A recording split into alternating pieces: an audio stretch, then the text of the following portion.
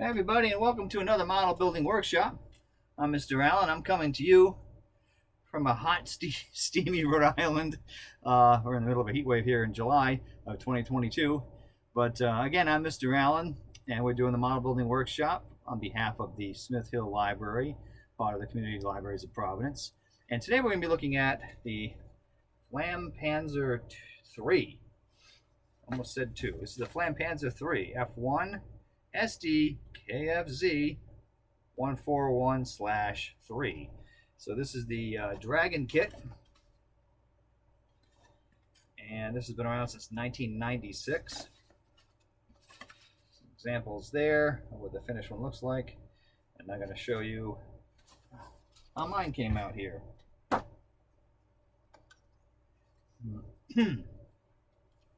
So this is how mine came out.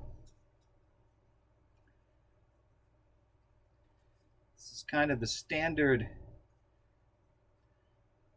Dragon Panzer III kits that were released in the 1990s. They're really good kits. I think the master mold that they're working off of was an old Gunzi Sangyo kit. Think of a Panzer IIIJ. Could be wrong, but I believe that's where this all started from, these molds. So this is the typical Dragon release, and it's got the link by link, not link and length, link by link tracks. This is a Flammpanzer III that's based on the chassis of a Panzer III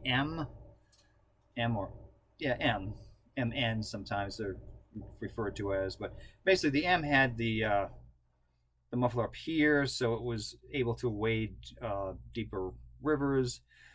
So that's why it's got the muffler up here. The other ones had them down back here further.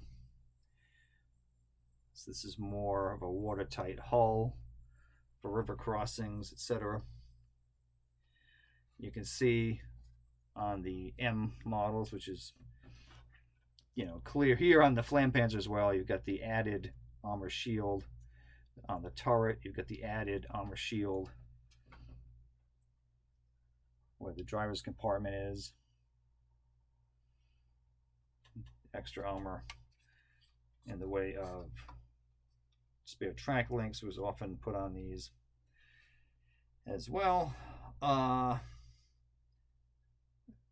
I find the Dragon Panzer III kits are a lot of fun to put together, and this was no exception. This is a fun one to build. Really not that hard. I find these quite enjoyable. You would think the link by link tracks would drive one insane. I don't find them too bad on these old Dragon kits. I think they're pretty good. So I did not find this to be a very painful build at all. I thought this was quite decent. It's single color, kind of made that simple too, although you could camouflage these if you wish. The only problem I ran into, and I know a lot of you are going to go, let us guess, let me guess, Mr. Allen, it's probably the decals, right? And yes, that's the problem I had with this kit, was the decals. And to be fair, I can't fault Dragon for that. This is a kit from 1996 that I unearthed. And it had been sitting around a while, probably in somebody's basement, and the decal sheet was shot. It had been it got wet somehow, and it was clearly not going to work. So I had to get creative with decals. I got a number sheet, and I came up with this, which may or may not be accurate. I was basing it off a grainy photograph, and in retrospect, it's probably supposed to be number 1025 and not 1825. Oops.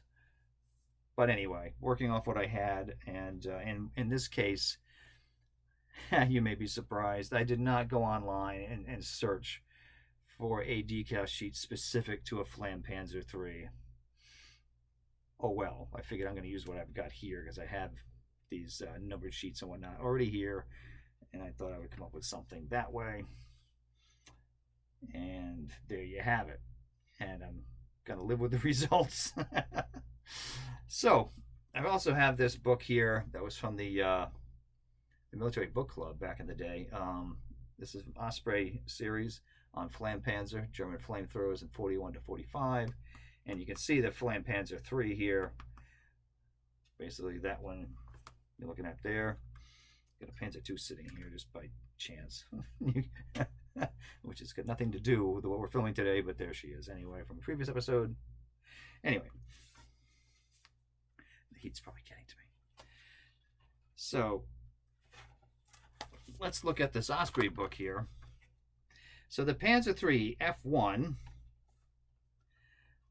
let's see, it had a fully traversing turret with this flamethrower attachment. So that was pretty ingenious the way they got the fuel lines and everything to work in a way that you could revolve the turret without, you know, catching the fuel line, because a lot of these flamethrowers, the early ones, didn't have that kind of feature for them, and I'll show you in a second with some of these other kits of other flamethrowers. So this one looks more like a typical tank with your flamethrower barrel, basically just replacing the main tank gun barrel, and you still have the two MG-34 machine guns. So according to the book, there's a crew of 3 in this one. So there's the driver, there's the bow machine gun / radio operator, and the commander flamethrower operators in the turret. That's how this worked, with a crew of 3. Whereas a Panzer III would have had a crew of 5, I believe. Yeah, gunner, loader, commander, driver, and the gunner / radio operator. Yeah. So I'm going to read a little bit out of this. So the flamethrower could get a range of 50 meters or even up to 60 meters when the flame was lit. You could either fire the liquid and then ignite it, or you could, just send it out as a flame blast. And there was a flame oil ignition electric system, which is kind of the Smith's glow plug or Smith's Curzon, that would ignite it electronically, and you'd get the flame that way. Let's see. So for the machine guns, there were some 3,750 rounds of belted ammunition, and they were carried in ammo bags that were in there. And let's see. Yeah, like I said, you could either do 60-meter bursts with this. And the armor protection was 30 millimeters plus 50 millimeter plates, as you see here. So it was adequate enough armor to handle the Russian 76 millimeter gun or the American 75 millimeter guns at normal combat ranges of that time period. And we're looking at this, so this is about 1943 for the Type M. And let's see, how many did they produce? Does it give me a number here? Yeah, there is a breakdown. So the production schedule had called for 20 to be completed in January. What year are we talking about here? I think 43, yeah. 45 in February, 35 in March. This is all 1943. And it looks like they said 65 of these were accepted by the German Army. Let's see, in February, 34 in March, and 1 in April 43. Okay, so that's how it was done. And these were organized into different flamethrower battalions and attached to different panzer divisions. And it lists a few of them for those of you out there that are really interested in units and markings and so forth for these tanks. So let's see, it just says, all right, so the Grossdeutschland Panzer Division, the 6th Panzer Division, the 1st Panzer Division, the 24th Panzer Division, the 26th Panzer Division, and the 14th Panzer Division and the 16th Panzer Division, and 1 went to the Panzer School in Wunsdorf. And this book also gives you some interesting accounts of these things in operation. I think 2 of the stories come from Italy and 1 comes from the Russian front. And here's the photo that I was trying to base my design on. Like I said, it's not the best photo. It's probably 1025, not 18. But in any case, you know, there's a few other photos here that show different ones in action. And this has some really nice color plates in this book as well. And as a member of the club back in the day, that's a while ago, they gave you a nice poster as well of different types of Flammpanzers there. So as I said, this is a fun build. I kept the painting simple with the one color, although you don't have to. It looks like some of these may have had the armor plating, the shirt on the side. But there she is.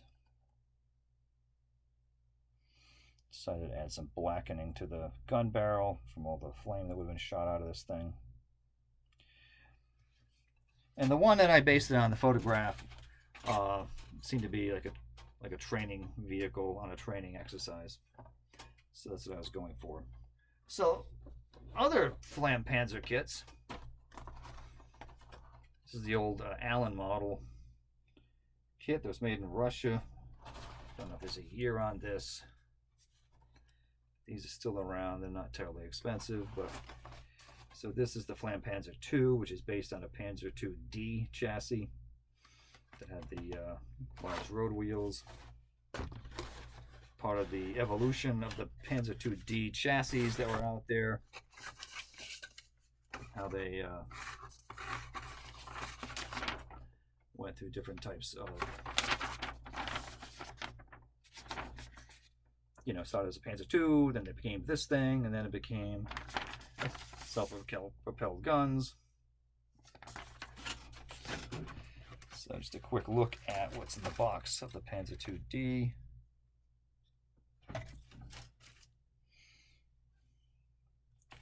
Again, this is all link by link tracks. That's what you have for a turret. With this one, road wheels. And in this case, looks like the decals are going to be okay because they're in this bag here. They look like they're okay with a little bit of photo etch. So that's the Type D. And in this case, you have, you know, a machine gun in the, up here, and you have these two flamethrower guns that are on the fenders, actually. So that's kind of a different approach.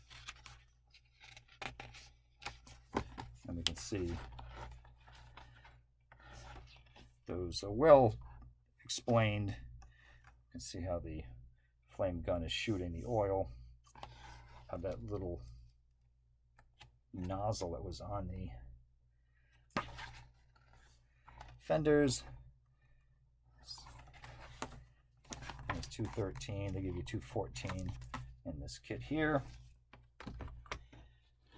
So that's this type of Panzer, Flammpanzer II. This is earlier, so the 1941 for Operation Barbarossa. That period. These are later.